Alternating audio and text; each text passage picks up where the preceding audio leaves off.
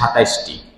27টি যুদ্ধে, ভালো করে বোঝেন, 27টি যুদ্ধে উভয় পক্ষের সৈন্য মিলিয়ে নিহত হয়েছে মাত্র 400 জন। কয়শো জন? 400 জন। আর এই 400 জনের সবাই ছিল সামরিক যোদ্ধা। কোনো মহিলাকে মারা হয় নাই, কোনো শিশুকে মারা হয় নাই, কোনো ধর্মীয় ব্যক্তিত্বকে আঘাত করা হয় নাই, কোনো মানুষের ঘর বাড়ি ফসলাদি নষ্ট করা হয় নাই। 27টি যুদ্ধে রাসূলুল্লাহ সাল্লাল্লাহু আলাইহি ওয়াসাল্লাম করলেন, মাত্র 400 জন প্রাণ হারালো। এবং 400 জন সামরিক যোদ্ধা যারা যুদ্ধ করতেই আসছে, এরা মরার প্রস্তুতি নিয়েই আসছে। আর ইসরায়েল বর্তমান যে আক্রমণগুলো করছে, এই আক্রমণে একটি বোমা রাখাতে আমি তো মনে করি 400 জনের বেশি মরে, নাকি এরকম?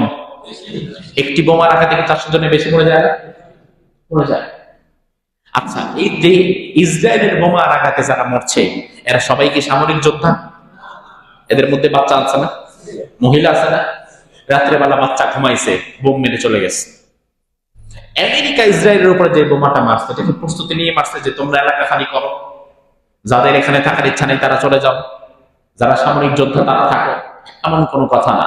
বরং আমেরিকা এ হচ্ছে আরেক মহাবাট্টা।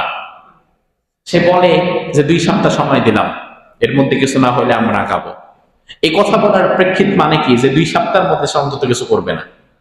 এই কথা বলে সে আপনার অ্যাটেনশন অন্যদিকে ডাইভার্ট করেছে, আর ওই রাতের মধ্যে আবার ইরানকে আক্রমণ করে দিচ্ছে। ওই রাতে যে আক্রমণ করলো, হাজার হাজার মানুষ মারা গেল। সবকিছু তো একটা দেশ প্রচার করে না, যত ক্ষতি হয় এই সবটা ক্ষতি দেখানোটা, এটা মানে বুদ্ধিমানের কাজ না, এটা যুদ্ধের একটা কৌশল। যে আমার লোক মারা গেছে 500 জন, আমার বলতে হবে 5 জন। এখন 500 জন মারা গেছে, এটা প্রচার হলে তখন নিজ দেশের মানুষের মানসিকতাও ভেঙে যায়। বর্তমান পরিবেশ এবং পরিস্থিতিকে সামনে রেখে আমরা দোয়া করি, আল্লাহ সুবহানাহু ওয়া তাআলা যেন এই ইহুদিবাদের কবল থেকে মুসলিম বিশ্বকে হেফাজত করে, বলি আমিন।